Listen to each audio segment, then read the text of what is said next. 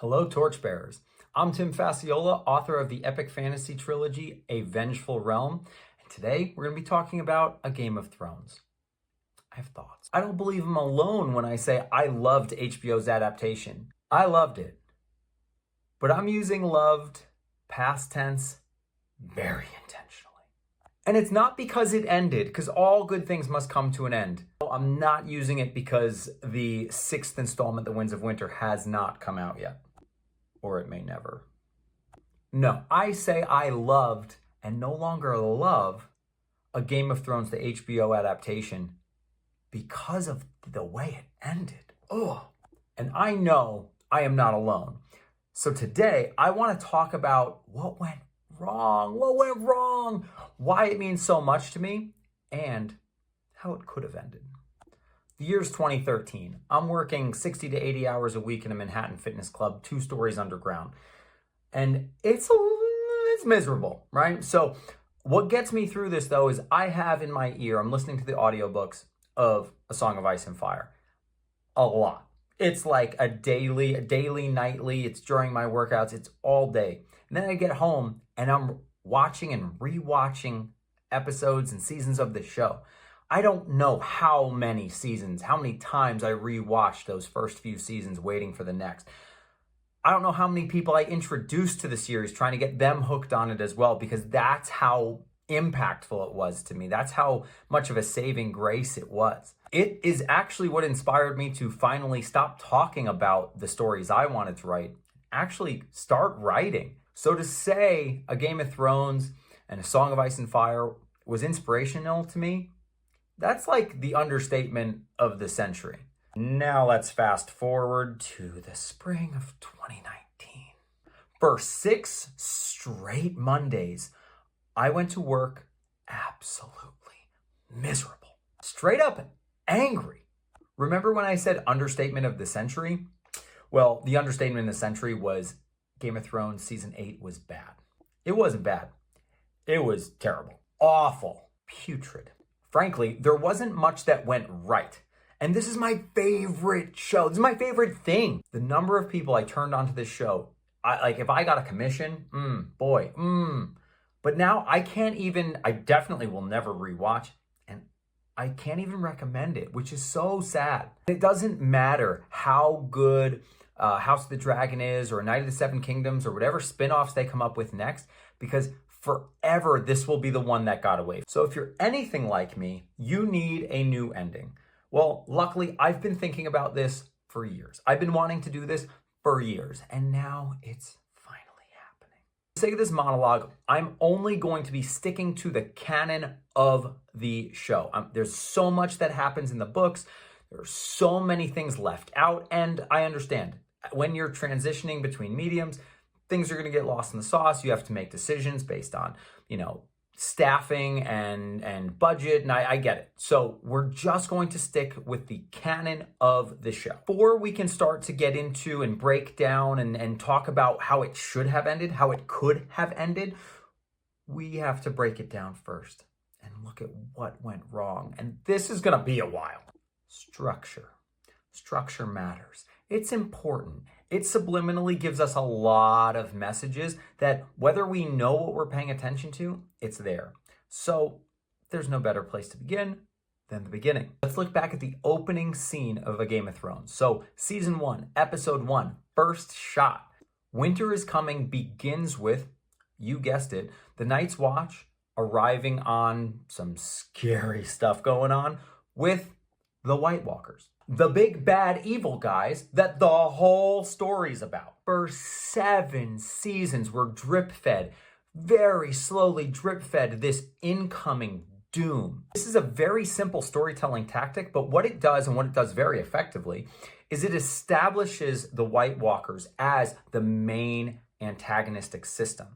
And that's important because subliminally, we understand that this is going to end with the heroes defeating the White Walkers. It's done in such a way that it conveys to the viewer, the audience, like, okay, this is something that we're not going to see a whole lot of in the beginning, but it's important, and I need you to remember it. And that's why the image is so stark. It's so vivid and visual and visceral. It's not just a season finale. This is a series finale. And it's set, that seed is planted in the opening shot of the show. After, I don't know, 7 seasons of marching south, the big bad evil guy lasts one battle. One battle. Literally, the moment beyond the wall. First battle of Winterfell. Game over. But I think that's the biggest issue. It wasn't even the end. It was right smack dab in the middle of the season, episode 3. After finishing season 8, you can look at episode 1 of season 8 and go, okay, I get it, set up. Episode 2, okay, I get it. There's some, things are about to go down. We need to have these last moments with these characters we've come to love. Why did the White Walkers go down so easily? Why did they go down when they went down? Why was Arya the one to kill the Night King? And why, oh why, was Cersei all of a sudden the big climactic end? Why was she the big bad evil guy? Don't get me wrong, we're going to talk about Daenerys as the Mad Queen. We're going to talk about that whole narrative. But before we can start to build this back up, we need to break it down a little further. Nothing ruins a story like a strong arm and a complete and utter disregard for what's been previously established. Now, we don't have to go all the way back to the beginning to find where this starts to go wrong. And in fact, we only have to look back to when George R.R. Martin was inexplicably left out of the loop of the show. Around season 4 or 5, 6 even, we start to get some unnecessary scenes, some really loose imagination as it regards to especially the Dorner storyline. There's definitely some issues, some unnecessary scenes, some loose plot lines that never really manifest into anything. Season 5 and 6 were pretty okay. It's season 7 that starts to And season 7 is actually fine if you don't consider season 8. If season 8 is better, maybe you can redeem some of season 7. But the whole thing together, a lot of plot lines were just dismissed, diminished, outright forgotten. And no, I'm not talking about the Starbucks cup on the council table. For the sake of this section, we're just going to talk about the plot inconsistencies and issues. There will be a whole section on the characterization and all that went wrong in that department. But for now, just plot. When the Dornish storyline started deviating a lot from the books, a lot of people were starting to go, I don't know if I trust it. I was okay with it. While the Dornish storyline in the books is incredible and some of the best work Martin's done, I understand why it would have been difficult to put into the show. So that wasn't a huge issue for me. The wheels started to come off the wagon. Look no further than season 6, episode 5, titled The Door. Something probably comes to mind immediately. Many of you will recall a tragic, paradoxical loop thing in which Hodor is holding the door while Bran is simultaneously warging into Hodor to command him, but also he's back in time, seeing Winterfell from decades earlier, shouting of hold the door, hold the door, hold the door. Well, this had a pretty profound impact on not just Willis, young Willis, who became Hodor. It was traumatizing to us all. But for me, the first thing I noticed was, this is a really, really powerful concept you've incepted into this world, this very low magic world. What is now possible is like around this time that I started really questioning, can D&D pull this off? Do they have Martin's help on this? Where are they going with this super overpowered magic system development? As brutal as this scene was and how brilliantly acted it was, and I even think it was a well-written scene. From the moment it dropped, I was concerned. I'm thinking, is this hot tub time machine? What are we doing here? What are we doing with this time loop paradoxical thing that you kind of need to be, a NASA scientist to understand how and why and what and when and blah, blah, blah, blah, blah, blah. The possibilities are endless of what you could do with such a magic system, right? So I'm curious, very curious. How are they going to do it? What are they going to do? I'm expecting season 8. We're going to see Bran doing some heavy-hitting, warging into dragons, trying to take control of the Night King, incepting ideas, turning the Night King into a Hodor type of scene. I don't know. But I figured it would have something to do with the climactic end. Something? Anything? Nothing? I don't know. Part of me is kind of glad that they just said, yeah, let's just leave it alone. Because after all, and I quote, themes are just for 8th grade book reports. Isn't that right, Dan and Dave?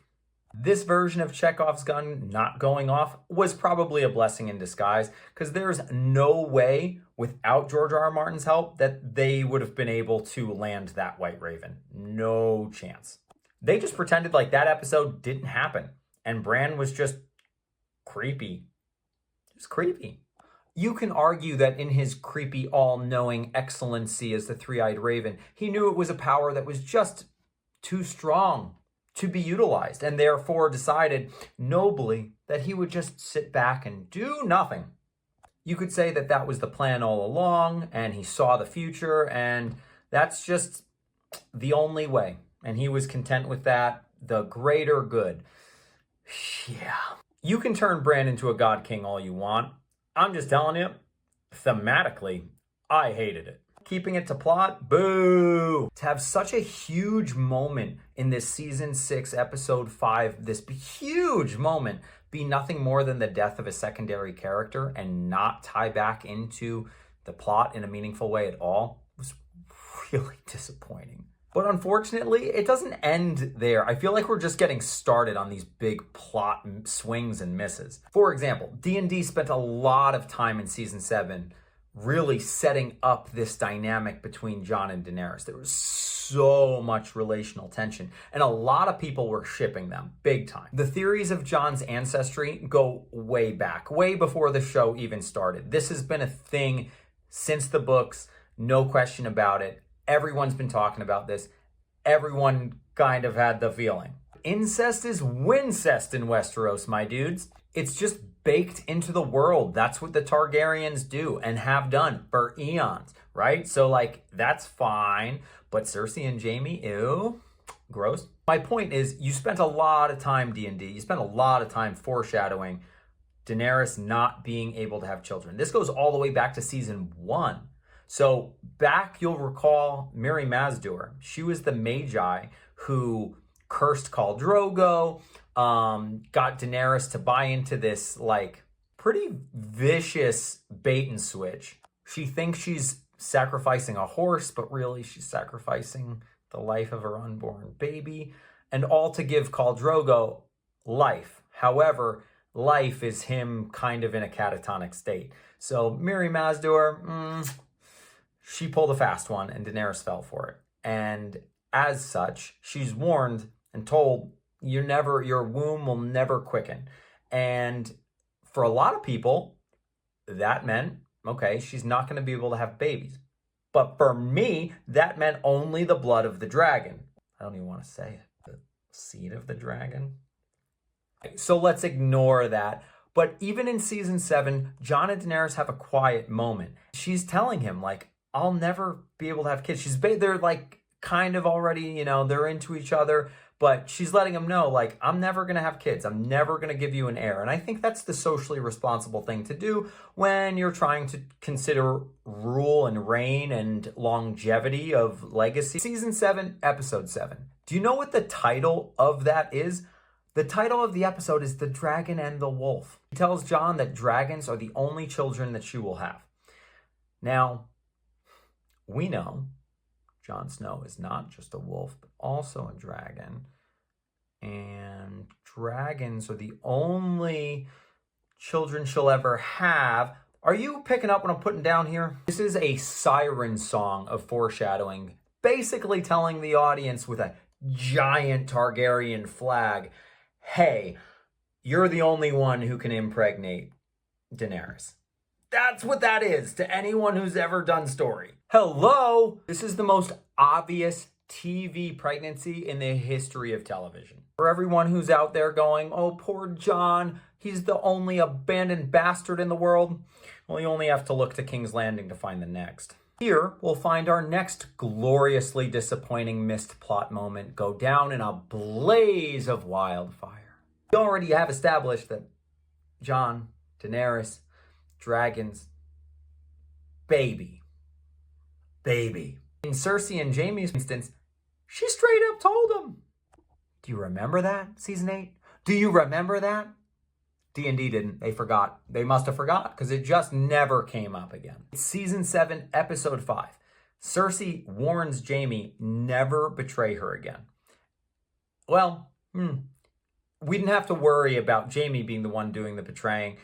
D&D got them covered for that. What could have been such an interesting plot development of having not one but two queens, both pregnant, both with children on the way, both vying for the same seat of power, that could have been really something. That could have been really special and really showcase that, like, motherhood does not mean, I feel like D&D missed the boat on everything to do with women. It was just ultimately discarded, not even addressed, not even included. Like, my expectation after season 7 was, okay, we're going to see a time skip. We're going to see like a 5-6 month time jump and, many hard fought battles of trying to hold back the Whites and the Night King's army and a slow retreat towards King's Landing.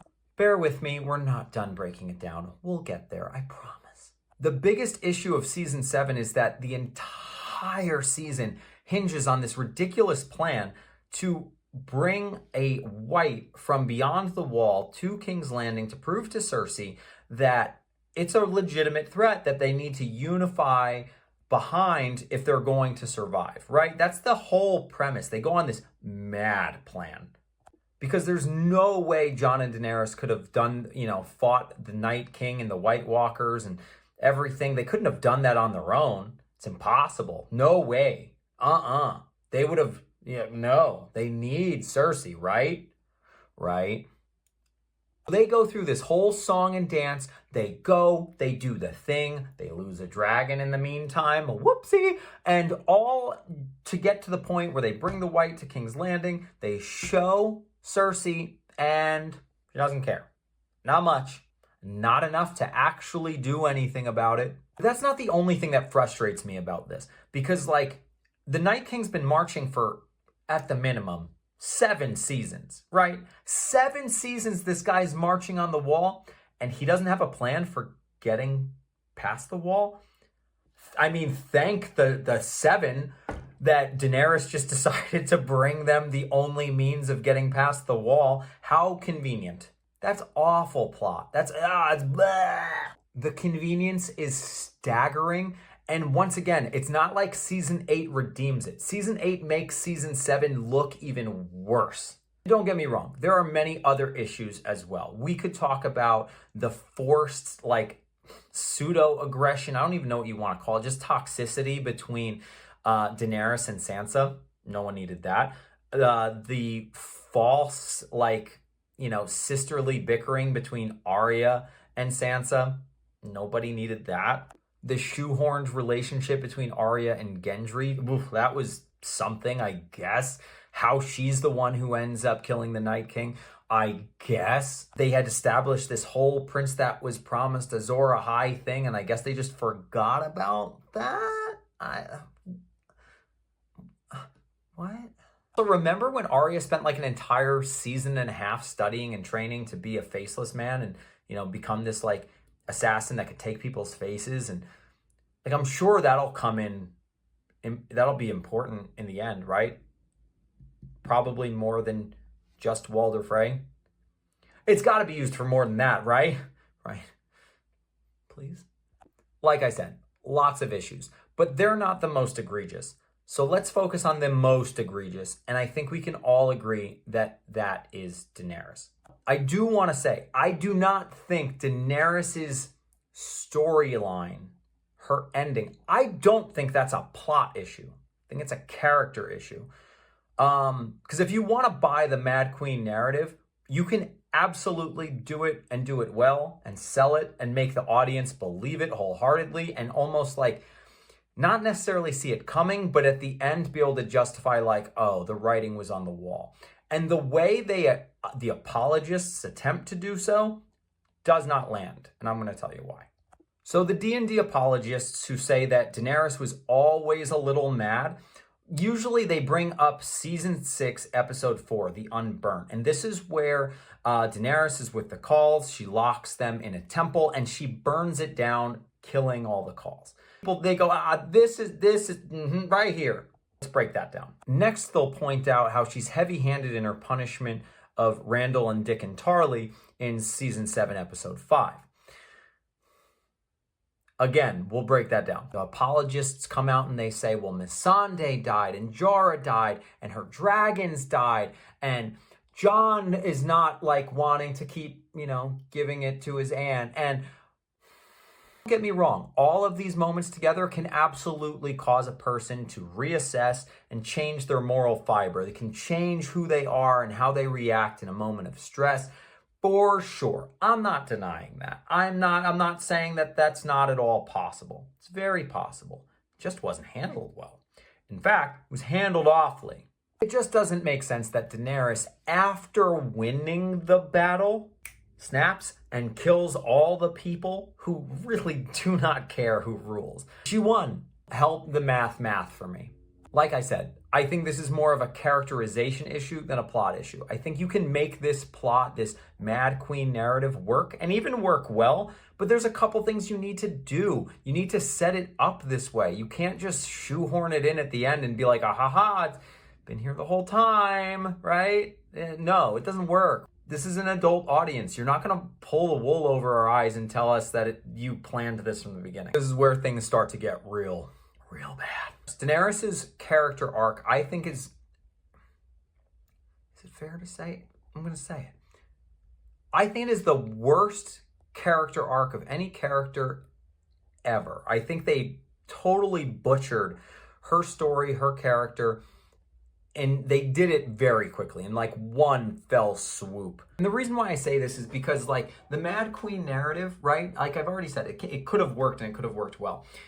You have to set it up in a way that makes us believe that this is the downfall of her character based on her tragic flaw, that this is how it was always going to be. That doesn't happen. And I'm going back to season 1. Viserys was the first to receive her ire, I guess you could say, even though Khal Drogo's the one that gives him his golden crown. Then later in the season, we get Miri Mazdur, who I would argue she kind of got it coming. She kind of deserved it a little bit.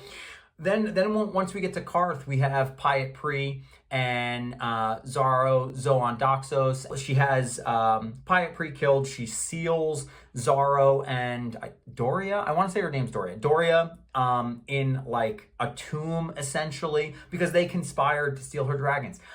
Again, a little warranted. Like she does kill a lot of people. Like she has, once she gets to Meereen, she has all of the nobles kind of like I get it. She's going ham, but she wasn't a woman. Would this be accepted if it was a male main character? And I kind of believe no one would have said anything. No one would have said, oh, he's mad. But because she's a woman, now people are like buying this Mad Queen narrative. Like, you're gonna have to set it up better for me than that. These people did bad things. These aren't innocent people that she's ordering to have killed, and there's slavers and people trying to steal her dragons and people who abused her. Like, help me out. Even in Meereen, she has Massador, I want to say his name is. Like, she has her Dario Naharis. She has Dario kill him because he went against her orders. Like, yeah, that's pretty established by the world. This happens all the time. You break the rules, you go against the orders, you get your head cut off. Like, that doesn't make you mad. That doesn't make you insane. That does not happen. That's not how it works. It's not fair. So that's why I think it's just such an abortion of characterization to have this strong, empowered woman who's a leader, who's leading for the people. Like, she wants what's good for people, like common, regular people. Same is true with the Calls. The same is true with the Tarleys. The same is even true with Varys when, like, he was plotting treason against her. Like, I just think if you look closely, right? You don't even think you need to look that close. I think it's pretty plain. It's pretty obvious. Ned, the opening episode, chops off a guy's head because he abandons his duty to the Night's Watch. And no one goes, oh, that's pretty crazy of him. You know what I mean? Like, Ned, little cuckoo. Like, it's his duty. When Robb Stark cuts off Lord Karstark's head for killing the Lannister wards, the hostages, what happens to him? He gets it. And was it dumb? Yeah, it was probably dumb. It probably wasn't the most prudent move to make in wartime, but it's the honorable thing. To cut the guy's head off is the honorable thing, not the mad thing. Probably the biggest one when Jon Snow, like the mutineers at Castle Black, he has them all hanged, all on the gallows, and no one goes, Jon, you know what I mean? Like a little mad, am I right? A little crazy. No one says it. No one. So why does Daenerys get this? Like, every single one of these people I've named, none of them are innocent. None of them are casual bystanders. And for the apologists to use that as the setup to say that she was always going to be the Mad Queen and she was destined to burn down King's Landing, hundreds of thousands of, if not millions of innocent civilian people who do not care who rules. No, you're not selling me. And I hope if you are one of those people, you're hearing this going like, oh, I guess maybe you're right. Like, just 0 out of 10. This, if you want to sell this Mad Queen narrative, do better. Do better. Frankly, though, she's not the only one. It's not like she was the one character that got like the bad end of the stick. Like, Jaime. Jaime was a fan favorite, and for good reason. We go through the entire like rainbow of emotions in terms of how the audience feels about Jaime Lannister. Season 1, episode 1, shoving Bran out, the things I do for love, shoving him out the window, all the way to like his redemption arc. I can't even call it a redemption arc because like we hate Jaime because he's on like the wrong side. Stark's good guys, Lannister bad guys, right? But like at the same time, the narrative around Jaime is he's like a kingslayer, right? He killed someone who's going to just burn down the entire city, the entire kingdom, because he had a screw loose, because he couldn't afford to lose. If I can't sit the Iron Throne, no one will. What would you do? So that's what makes Jaime this tragic character. It's not even fair to call it a redemptive arc. It's just like redemption for him. Like he finally accepts himself and like he starts winning over other people because like you realize that he's not Tywin. He's not Cersei. He's not even like Tyrion in the books is a little different, but like he's his own person. And like we want to love him for that. Even his buddy like moments with Bronn of the Blackwater, like that was fun. It wasn't what was in, wasn't what was in the books, but it was fun. It was fine. What happened here? What happened in season 8? Why do you do this to us? If you want to play like the narrative of like, okay, he was always going to go back to Cersei. It's just that's who he is. He loves her and he can't help himself. If you wanted to sell that narrative, you need to set that up. You need to set that up.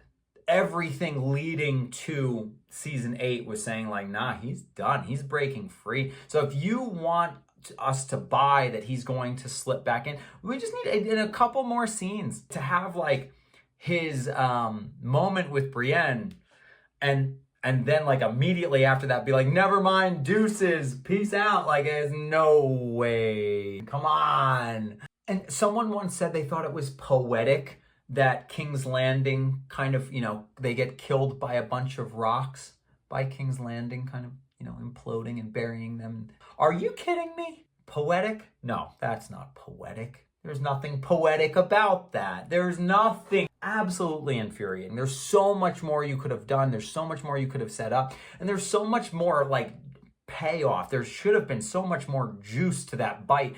And all we got was like, well, they died together. I guess they loved each other. Like, really, I think George R. R. Martin, if that's the ending he's going with in the books, we'll see. But D&D certainly were like, yeah, we like this incest better. It's like, bruh.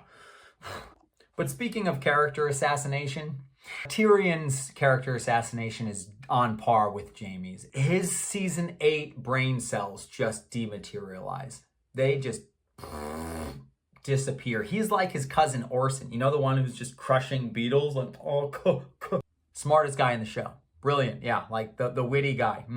Dumbest guy in the show all of a sudden. They make Cersei look like this like she messes up so many times.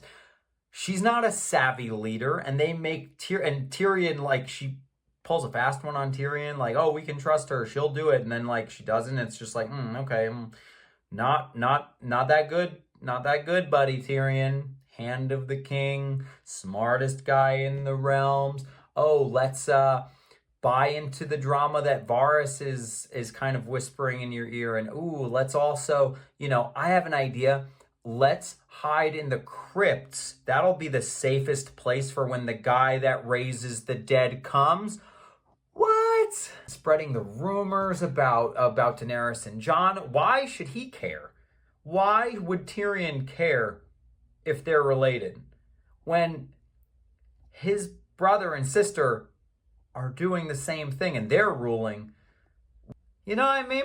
Maybe if Daenerys' arc was set up better for the Mad Queen narrative, then we could kind of, see Tyrion starting to like open his eyes to this. He wouldn't look like Orson smashing beetles.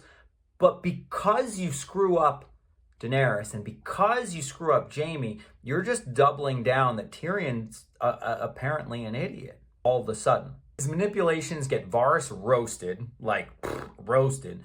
And then he has this plan to, again, betray Daenerys kind of, sort of, by sneaking Cersei and Jaime out and try to, like, spirit them away to Pentos. And that doesn't work out because the rocks and the crushing and the poetry. Yeah.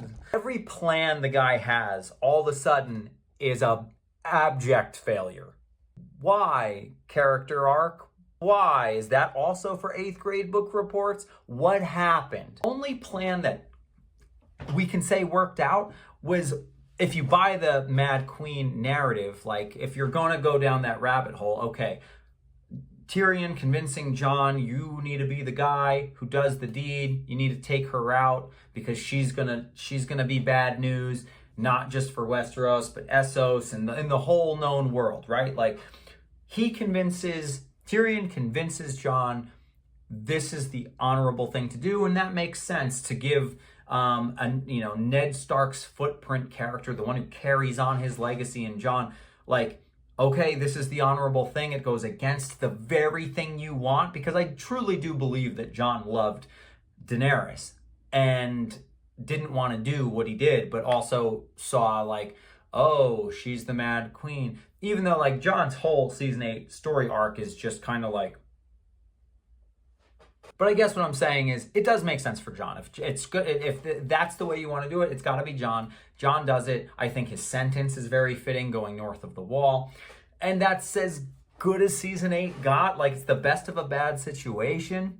I don't think you needed to cut the legs off of Jon's character and make him literally do nothing until the final moment where he kills Daenerys. Like, if you're trying to say, okay, it's a Song of Ice and Fire, right? It's a Song of Ice and Fire, and Daenerys is like the Long Night. She is the big bad evil character that, like, we really need to stop. And Jon is the prince that was promised to stop that from happening by killing his aunt, the one he loved.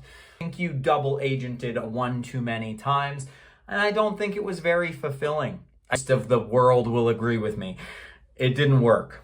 We could go on. That's the worst part. We could go on and keep doing this, but I think we've dismantled this enough to realize, like, we need better. We deserve better. Us, like, our community within this fandom, we deserve more. So let's start to put the pieces back together, shall we? For the sake of this next section, I'm only going to use the canon associated with the show.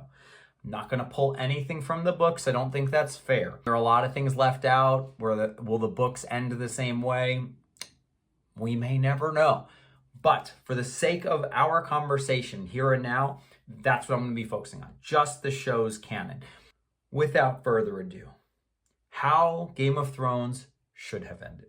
Let's begin with a time skip. I mentioned this earlier. We've already established that there's going to be 2 queens who have pregnancies. Let's explore that a little bit. So let's say a 5 to 6 month time jump, right? Based on when Cersei tells Jaime, like depending on how far along she is, maybe she's like at this point 7 or 8 months. Jon and Daenerys's first consummation of their alliance, maybe she's not quite as far along. Maybe she's more like 5, 6, depending on the size of this time jump, right? So let's assume that, and for the sake of this conversation, we're going to retcon some things in season 7. Cersei does not tell Jaime that she's going to, betray the alliance that she just made. Let's take that out. Let's also pretend it takes a little bit more time than breathing ice fire to melt the wall, and they do have some protections from the wall for some amount of time, whatever that is. So let's say Jaime is the representative of King's Landing, of Cersei, and Cersei has sent troops to the north, and the united forces of King's Landing, Jon Snow's Northmen, and wildlings, and Daenerys's, she has an army of Khals and freed people, and like some loyalists. Like she's got her people, right? So this unified army is fighting at the north, and at the front in the north. They're holding the wall, even if they're having to slowly, we can only defend certain parts of the wall, and we have to retreat a little bit, and they're setting up other holdings perhaps that they can retreat to. But hard-fought months, hard-fought battles, and slowly losing. It is a war of attrition that they cannot hope to win, right? So let's say while that's happening, there's a degree of, forethought about, okay, how are we going to deal with a horde of, these zombified things going? We already had the Dragon Glass operation, right? So if you have full cooperation, maybe you can streamline that. Maybe you can get more people helping out, more streamlined, supply chain type stuff going, especially if you have cooperation from everyone. Keep in mind, Cersei already has the ships of the Iron Islands. So that can be very helpful. They essentially own Dorne at this point.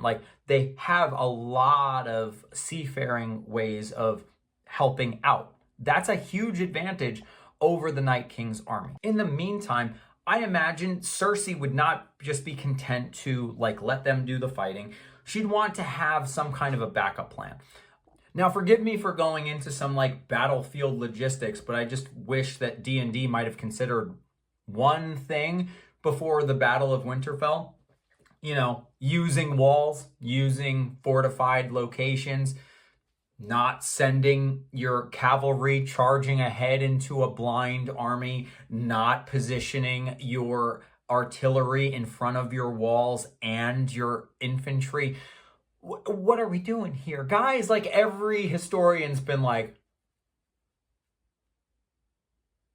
What would work better than a wall? 2 walls. Say there's a second wall, and I'm putting wall in quotes because where I think that wall should be built, it can't be a structural wall. So if we look at a map of Westeros, we see the neck. The neck, this is a very narrow, boggy, marshy area. There's a couple strongholds, Moat Cailin the most notable of them. And because it's in this boggy marsh, it's very defendable. Now, you're not going to build a traditional wall across this because it's a swamp. But what you could do is booby trap the hell out of this. You could put up stockades. You could put up like booby traps of wildfire, just something to, when a horde of fire-fearing zombies come, you can just like do some real damage. You have a second wall to hide behind to slow them down. What better place than the neck? Again, remember when Tyrion was smart and like he knew Stannis was going to be coming into Blackwater, and he had this chain built across the harbor so that way when the ships came, they didn't see the wall, but there was a wall there, and they had the, and then they had the wildfire. Like, you could do the same thing. Imagine if the characters learned from their battles against each other, like, well, what if we teamed up, and what if we used some of these strategies against our common enemy? What a novel idea. Let's say the leadership, so, the Jons, the Daenerys, the Tyrions, the Sansas, the Davos is like, they all know about this secondary wall, but they understand it to be a failsafe, an opportunity to retreat if need be, right? So they're all on board for this as long as the supply chain keeps coming. So let's say as this is happening, Jaime receives a letter because Cersei, being Cersei, is like, come home. I've had enough. Baby's going to be here soon.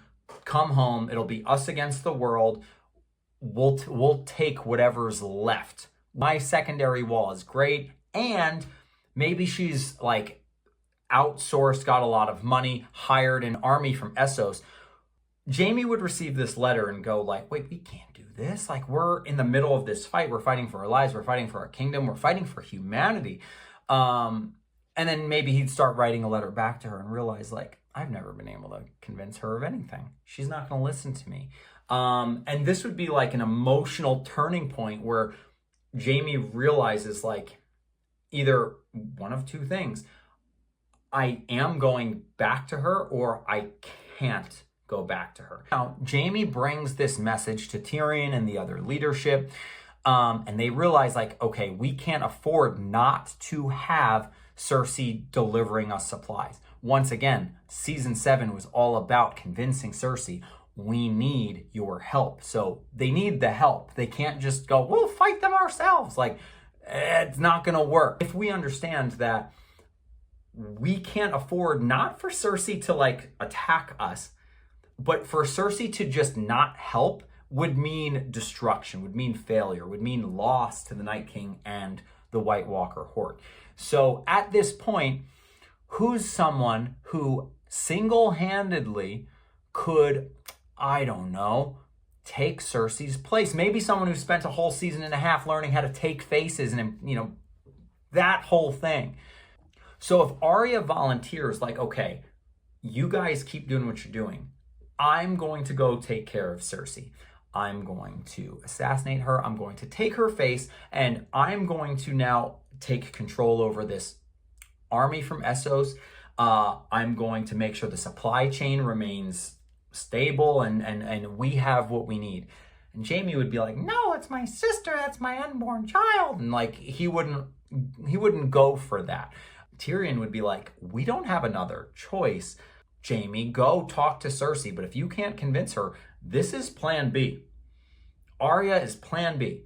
So at this point, let's build this party out. So we already have Jaime and Arya going south, marching on King's Landing, past their, makeshift wall across the neck. Who else would go? Well, Brienne would probably go because she made this promise to Catelyn Stark to look after her daughters. Sansa is as safe as she's going to be, but Arya is going off on this mission alone. I feel like she would want to go with Arya in this regard. This gives an opportunity for her and Jaime to connect a little bit more, and you can kind of set up their relationship however you want to set it up, whether it's for them to break apart or for them to come together. It gives us opportunity to have them on page. Now, who else would want to go? Obviously, the Hound. The Hound has unfinished business with his brother. I think he would very much want to be part of this. I think it also gives a lot of opportunity for the Hound and Arya to be on screen together. We've already seen them traveling together. That would be a lot of fun. And then let's add in some comedic effect, and we can make it make sense. So Tormund, who has the hots for Brienne, he's smart enough to recognize, like, if If the wildlings see all of, a handful of your leaders starting to retreat, they're going to think that you're using them as cannon fodder, that you're like leaving them to die. But if I go, they won't think that. They'll keep fighting. So that's how I would rationalize like Tormund convincing the others, like, yeah, you need me to go so that we can stay strong up front. So that now sends this little secondary party on mission, traveling south past the wall that was supposed to be a secondary defense and retreat option, which would now be more of a hassle to go and infiltrate King's Landing and either convince Cersei not to do this or assassinate Cersei and make sure that she never creates a problem for them again. Rest of the leadership, Jon, Daenerys, Davos, Bran, whoever, Sansa, whoever you want to constitute as leadership, I feel like they'd agree to this because like you're sending 5 people and you can't afford to fight a 2-front war, or you can't afford not to have the supply chain that's reinforcing you. That would be such a fun area of subplots with those relational dynamics. Like imagine Jaime and Brienne, but then you have Tormund kind of like slipping in. Like that would be like that would be entertaining. You'd have a little comedic relief. You'd get an opportunity to develop this relationship. You'd get a chance to rekindle between Arya and the Hound. That would be fun. And like seeing them on screen together, I don't think that would be like a real fan service. Like I don't think that's how it's going to happen in the books, but like that'd be real fun for the show. Absolutely. Meanwhile, while they're heading south, we'd still have our main party defending the north as best they can. And I picture this to be like slow retreat. We're slowly retreating. We're going from the wall back down to Winterfell, where we can still have this epic, massive battle at the Battle of Winterfell. However, it cannot be a victory. It cannot be a victory. This can't be victory here. It can't happen. Going back to structure, this is the big bad. This needs to be the climactic end. This needs to be the finish. So, yes, I think we can have this big battle. I do imagine that they would know, okay, this is it, but like they wouldn't have everyone hiding in the crypts of Winterfell. It just doesn't make sense. So they might retreat further south. The Battle of Winterfell, I say the same, maybe not have it so dark, guys. Maybe position things, maybe use the walls, dig a trench. Also think it would be a really interesting opportunity to introduce. This is where we start to see the very different pregnancies that these leaders are having. So Cersei is like, okay, I'm almost there. Everything's good, but we need you. We need you, Jaime. Meanwhile, Daenerys' pregnancy is not going well. She's not as far along, but like she's having a lot of complications. She's having a lot of pain. Jon is trying to support her through this. He would tell her like, you should retreat with the others. You need to recover. It's been a really difficult few months and years, and like you need to take care of yourself for the sake of the baby.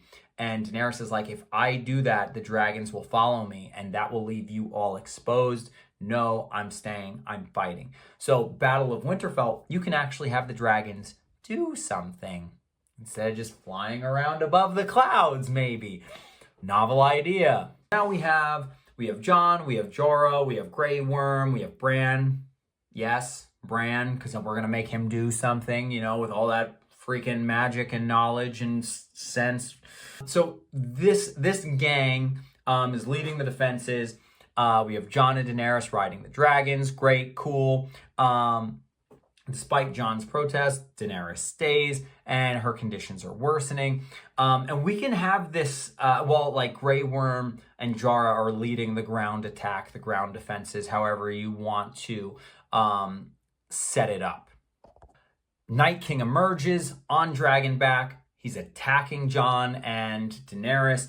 Maybe Daenerys is having these complications mid-fight.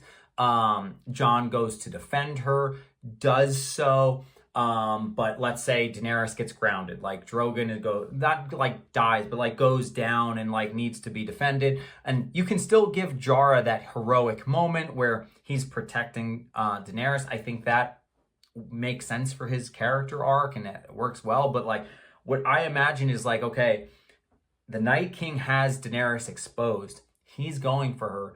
The Night King kind of like gets by Jon, whatever. So Bran, remember him? Remember the powers he has? I mean, he does something. So what if he warged into the Night King's dragon, and even for just a few moments, takes control, turns, now there's 3 dragons against the invading army. This would totally change the Night King's plan of attack in terms of how he engages with said dragon. So I imagine this kind of effort would probably send Bran into a catatonic state, at least temporarily, for a little bit, right? So while he's in this state, if you want Theon to have his like big heroic death, this big martyr's like redemption arc, fine, have it be here. Have him defending Bran on the ground while White Walkers are scaling, Winterfell's walls and climbing inside and like coming, like have Theon have this moment here and now. Let him die defending Bran, not die trying to kill the Night King. It doesn't make any sense. It doesn't make any sense for him. But if he's doing it as a means of protection, protecting Bran specifically, imagine if it's Theon that dies sacrificing himself for Bran, and then maybe, I don't know, you have Davos, someone who's like kind of fatherly, comes in and rescues Bran, brings him to safety, and allows them to escape the White Walker horde. So once again, like this battle of Winterfell, it's not a victory, but there's a many victories throughout. I think that lends itself, from a character specific lens, we can actually give the audience something that gives a catharsis of like, yeah, that's Theon. That's what we'll remember him for. Meanwhile, back in King's Landing, because we can't just ignore that. I imagine like another Sparrow type religious phenomenon is happening. Like obviously this would be a little different. Like someone would have heard about the White Walkers. Crazies come out. These are like apocalyptic crazies are coming out. And Cersei's having to deal with them, and she's dealt with people like this before, and she's going to deal with them very differently now. And because of how she's dealing with them, it's creating ripple effects. Like imagine they're taking all this money and they're using it to pay this army from Essos. They're taking all this money and all the food that they have, and they're sending it up towards the people fighting. That's going to create a lot of strife back home.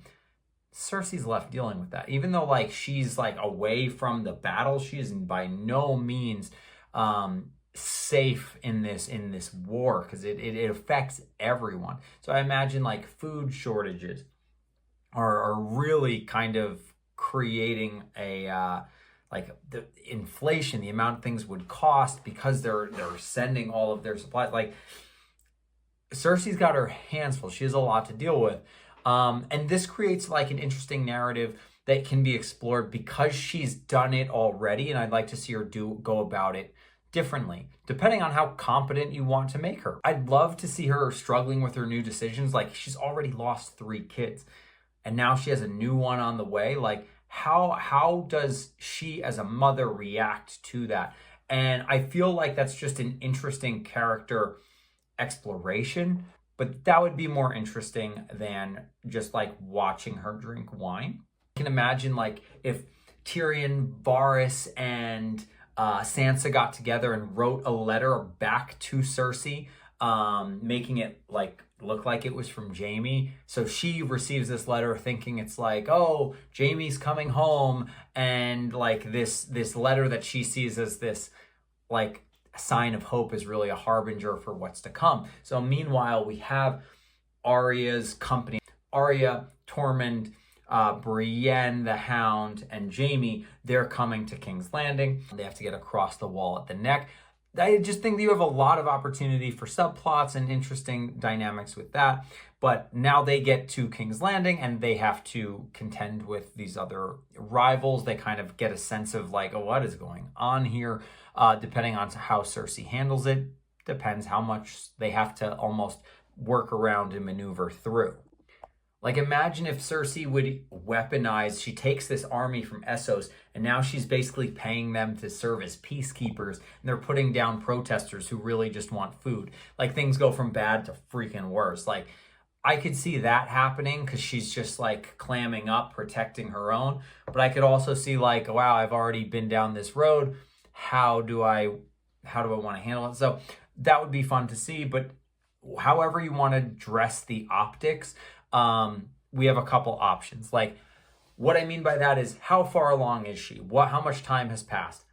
Has she had the baby already? Is she still pregnant with the baby? Or in D&D's world, does she just like the baby disappear? There is no baby. But either way, it kind of depends how we want to flesh out Jaime's arc, because there's two options that I come up with, and then option 2 has like another 2 options. So bear with me. Is he going back to Cersei, or is he not going back to Cersei and he's staying with Brienne?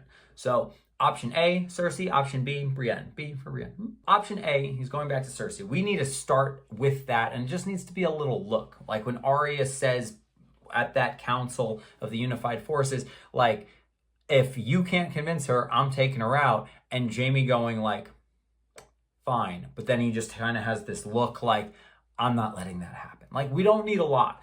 It doesn't need to take up a lot of screen time, but just something that plants in the minds of the viewer, like, okay, there's conflict here. Arya's planning on doing this, and Jaime's probably going to betray that. So, depending on optics, once again, how far along is the baby? Is the baby out, baby in? How far along? Yada, yada, yada. We'll get there. Option B, we build out their relationship with Brienne.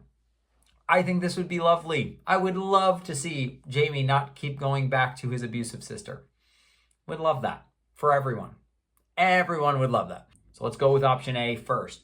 Jaime is going he doesn't think he's going to be able to convince Cersei, but he at least says his plan B is, I'll convince her to leave, and like together we'll go to Pentos. And me, if she's saying it's us against the world, then let it be that. It'll be me, my sister, and our baby. We'll flee to Pentos, as Tyrion kind of wanted to have happen in season 8. So you could almost like use a little bit of that. So he betrays Tormund and Brienne and Arya, and the Hound, and let's say they recognize it, they have to fight their way free. You could have another couple options. Does Arya, as like they're getting ready to leave, like I imagine like Cersei is going to the ship, Jaime is getting something else, and then Arya finds, like, escapes whatever trap Jaime tried to set for them, and Arya kills Jaime, meets Cersei on the dock. And I'm going to cheat a little bit here. So the prophecy of the Valonqar is this, it's from the books, but Maggie the Frog, who we do see in like season 5, the first episode of season 5 on the show, we see this woods witch tell Cersei like this weird prophecy, and everything in the show is in the book, but not everything in the book is in the show. So there's a couple things that they leave out. Valonqar is Valyrian, old Valyrian for the sibling. So this is why, like kind of back context, why Cersei hates Tyrion. She suspects that Tyrion is going to be the one who chokes her to death. And because of that, I think it would be very fitting and a little seed from the book lore where Jaime, or it's Arya wearing Jaime's face, chokes Cersei to death, fulfilling that prophecy in a way. I think that would be really, really fulfilling. We have Arya getting to use the skill set she's acquired, and we get to see like Jaime, like he made his decision and now he has to die with it. I would have enjoyed that. Option B, on the other hand, Jaime has fallen in love with Brienne. Really, truly, nothing's breaking them apart at this point. And Jaime tries to convince Cersei, and she's like, absolutely not. Screw you. She sicks the mountain on them. The Hound fights the mountain. They have an epic fight. you have Jaime fighting Euron Greyjoy. There's a big fight in this, in the throne room. It comes down to another two options. And this is where I said, like, it comes down to optics. Like, would Jaime kill Cersei with the baby? How does that look? If Arya does it, it's kind of like well, she had it coming. But like if Jaime does it, is that too much? Is that like, is that a little too saucy? Maybe. So I'll leave that up to you and your optics. But either way, you would either have Jaime do it or you could have Arya do it. Arya still crosses the name off of her list. And Jaime kind of puts to rest his love for his sister. So now at this point, like I personally like Arya killing Cersei at Jaime's behest. If Jaime's like, please don't do this, and she's still like, no, and he goes, all right, fine, you were right, do it. So Arya kills Cersei, takes her face, and now has control over King's Landing, over this army from Essos, over the supply chain, etc. Now back to the front, Jon and Daenerys' forces have retreated to Moat Cailin by the neck, and I'd imagine, Cersei's forces are still there defending it. They're not going to let them through. Like they have orders not to let anyone pass. Anyone, which wasn't the original plan, but that's Cersei for you. So they decide, okay, we're going to hold Moat Cailin on the north side of this wall that's not a wall, but it's the booby traps of stockades and wildfire and what have you. This is like the last ditch effort to defeat the Night King. So, in terms of episode wise, this is like, if there's only 6 episodes, this is episode 5. This is like the end, right? So if we have this epic showdown, we need to set up what's going on with Daenerys. How and what kind of shape is she in? I imagine she's pretty bad off. Like, once again, her pregnancy is literally killing her. She's literally unable to fight. So I imagine she's in like the Tower of Moat Cailin. And this is similar. This is a callback to the Tower of Joy where Jon was born. So if she's in the tower giving birth, like this is a premature birth and it's like everything's bad and the Night King is coming and Jon is trying to fight and Bran is trying to help and see what I mean? Like all this tension, all of this is mounting, and this is happening at the same time as Arya and Jaime and company are, clashing with Cersei. Like the climactic energy is now up here instead of let's have this fight here and then we'll do that fight there and then we'll do that. Like, no, that doesn't work. Structurally, we need the plot to kind of reach its climactic point together. That's what I think this sets up well. And similar to season 8, episode 2, where you had this kind of like this happy, not happy, but like these connections around the hearth, like everyone sitting around the fire talking. Maybe you have Jon and Daenerys talking about what would happen, when we win, when we rule. Like, is the Iron Throne big enough for the two of us, kind of thing? Like, what would happen? Would we do something different? Like, Daenerys always talked about breaking the wheel. What does breaking the wheel mean? Because sitting the Iron Throne does not break the wheel. So once again, going back to character arc, her sitting on the throne doesn't resonate. That's not going to resonate because that was never the point. Her whole point was breaking the wheel. And to break the wheel is to break the Iron Throne and make sure there is no king, there's no queen, there's no monarch. Have an opportunity where characters are gathered around the fire, they're talking about the past and everything that's brought them here and dreaming of the future. Bran, I imagine, would be contemplating like, I'm the three-eyed raven, I've got to do something. Well, like going back to his story, like he wanted to be a knight of the King's Guard. That's what he wanted to do. So I think giving Bran the heroic moment he wanted as a child, I think that would be much better than like making him king. Like it just does. I don't know. I would have liked that. So can he like have this martyrdom moment where he's like, if I can take out the Night King, if I can find a way to war against someone, do this myself, even if it kills me, can I take someone out?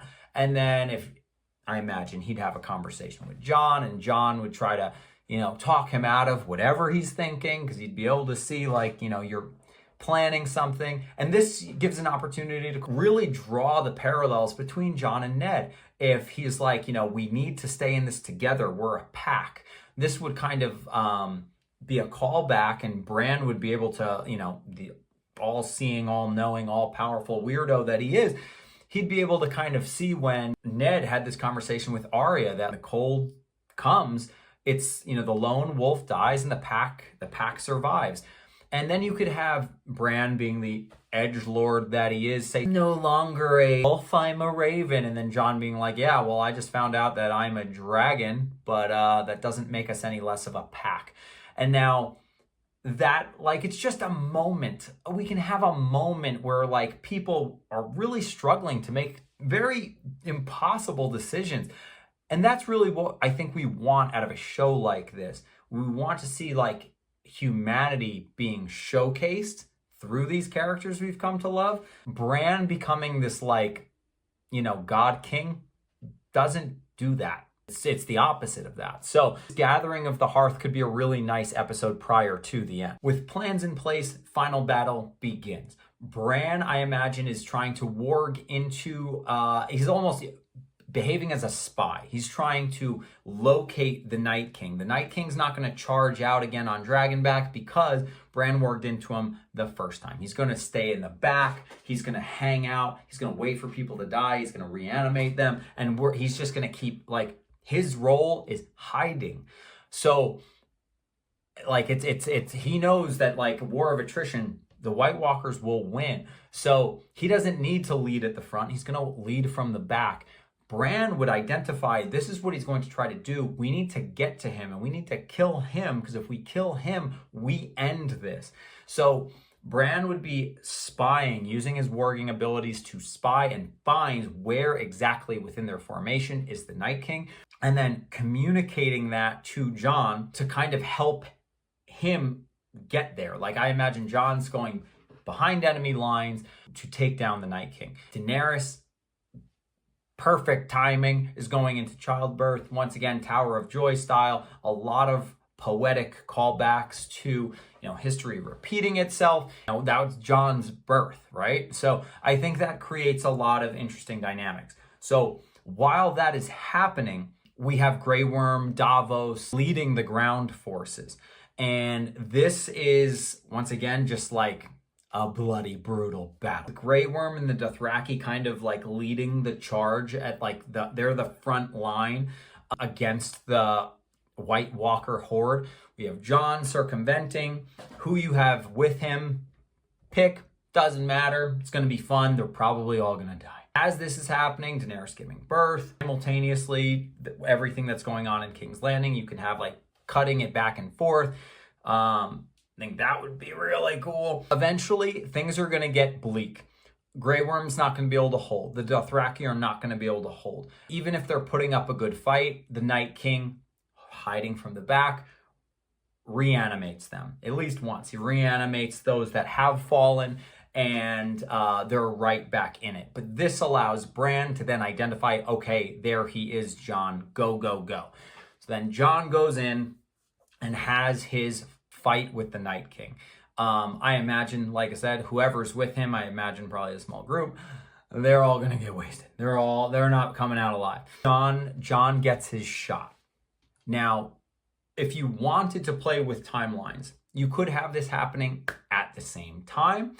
You could have this, like, if you wanted Arya's victory over Cersei to have happened, like, the episode before, it would still at least be, like, one thing into the other. Then you could have, like, the army from Essos arrive as reinforcements. Personally, I think it'd be better if they happen at the same time, but it really depends how you edit things and clip things together, and how it just depends. But I think that would be a really fun way of doing it, is having it go back and forth. But if it's going back and forth, Essos isn't coming. They're on their own. If you do have it slightly the opposite way, then you could have help arrive, and it would almost be like a Battle of Helm's Deep where, you have Gandalf leading the charge down the hill. Like, that'd be sick. However you want to do it, we get to this point, and then boom. This is where Jon, not Arya, not even Daenerys, Jon Snow, the Song of Ice and Fire, the son of Stark and Targaryen, is the one who defeats the Night King, fulfills the prince that was promised prophecy, and in doing so, he takes a wound, he gets stabbed, he kills the Night King, the army fades, dies, they've done it, they've won. Jon, wounded, battlefield by himself, falls to the ground, rolls onto his back, and looks at the sky and dies. Now, I imagine the dragons at this point, Daenerys is giving birth. She's lost a lot of blood. The baby that comes out, it's crying. It's alive, but it's crying. Dragons are going crazy, and Daenerys knows in that moment, like, Jon's gone. And I think that, like, this would be like that bittersweet, like, yes, we won, but look at what it cost. And I imagine, Daenerys handing the baby off to Missandei. Davos, I think it would be Davos would be the one to go and find Jon's body and bring him back. Same idea, you could have these happening simultaneously, but in the end, Daenerys, having lost a lot of blood, dies from the complications of her birth, but her baby is alive. Jon is gone, and the dragons, you could either have them stay with the baby, and I'm Eddard. I'm going with Eddard Targaryen. I think that's a good name for this little baby. Missandei is now in control, and with Daenerys' last words, I think she tells Missandei, I don't want Eddard to be king. I don't want anyone to be king. Break the wheel. So months later, some semblance of peace has been restored across the Seven Kingdoms. Westeros has had nothing but strife for years now. So I imagine Arya, after taking Cersei's face, army of Essos disbanded, sent away. Food and supplies are no longer getting sent north. So they're able to feed the people. That quells, any sense of, overt uprising, at least temporarily. And after a few months, there's a council meeting. Everyone from all over comes. And Missandei says, like, this is what Queen Daenerys wanted. She didn't want this Eddard. Arya would take off her face. Cersei would seemingly disappear. There's no king. There's no queen. Missandei would say, like, we need to break the wheel if we want to avoid this in the future. And this is a great opportunity to, really call upon the world building. So in Westeros, there are 7 gods. So imagine a council of 7. Instead of a god king who's all-seeing and frankly kind of weird and creepy, we have this council that serves as the ruling body of Westeros. And I think you could have a lot of fun with this, but here's what I came up with. So for each of the gods, we'd have a council member. The mother, Missandei, she's now overseeing Eddard's development. I think she, having been around Daenerys, would have picked up a thing or two on leadership, both from the perspective of an oppressed people, but also from, being pretty high up and seeing how Daenerys governed. The father, Davos. Davos is kind of like everyone's dad at a lot of points throughout this story. So whether he's trying to rein in Stannis or whether he's Jon's kind of wise guide, I think he fits that role of the father quite well. The warrior, I think really it comes down to a couple things. I do think Brienne best fits that role and would serve in that capacity best. And the maiden, I think Sansa fits that role. I think she having like the whole, like, the North will be, we'll be on our own. I don't think that's a victory. If anything, the way season 8 ended for Sansa almost seems like Sansa is becoming Cersei. And I think that that's the exact opposite message that really should have been. It's kind of saying, like, thematically, and we'll get to this, but thematically they were saying, like, every woman in power is either going to be crazy or corrupt or, ruthless, or I don't believe that. That doesn't fit my worldview. So, like, I reject that notion. So I think Sansa, as the maiden, I really don't see her taking a husband. And that's why, like, I think, like, she's doing what's best for people in the most honorable way possible. The crone, I think you could go a couple different ways with this position.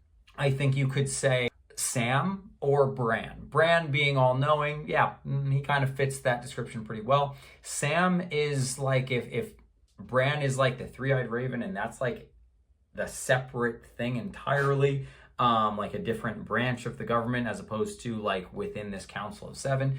Either way, Sam or Bran, I think their expertise would both be appreciated on this council. We have Arya, the stranger.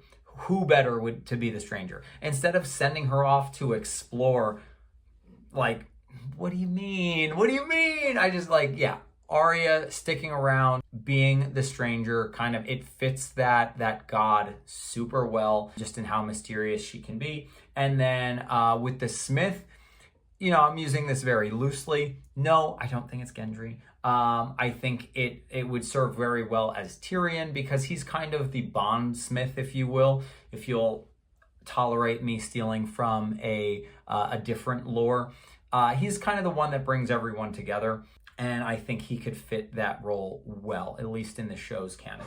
So now we have this Council of Seven, and they are trying to foster peace throughout the Seven Kingdoms. And maybe it works. Maybe it doesn't. Maybe the dragons fly off. Maybe they fly off and come back when Eddard is grown. Maybe we have another issue that comes when he comes of age. Maybe they never leave. Maybe they become like his watchdogs, and maybe it skips a generation and he goes mad. Like, you could open the story back up if you really wanted to, just keep it going. But you don't have to. I think this would have been a much more fitting end that thematically ties in that, like, the throne is broken. Now, this is something that most people in the free world would identify with, that all the power in one tyrant's hands generally doesn't work out well for anyone. So having a distribution and a balance of power would be beneficial. Most places in the world would identify with this, it would resonate with, and I think that would be a much better thematic ending. And no, I don't think themes are just for 8th grade book reports. In conclusion, I would have been much happier with this ending. This is what I would have loved to see for these characters, for this journey, for this story to have this type of conclusion. I would have been very pleased with. You can see it's very different than what D&D came up with. So let me know in the comments what you think, what you would add, what you would change, what you would take out. I'd love to hear. Thank you so much for watching, for listening, and stay tuned. We're going to keep bearing the torch and looking at and examining other stories, all fantasy, across the games, shows, media, books, etc. So stick around, and don't forget, like and subscribe.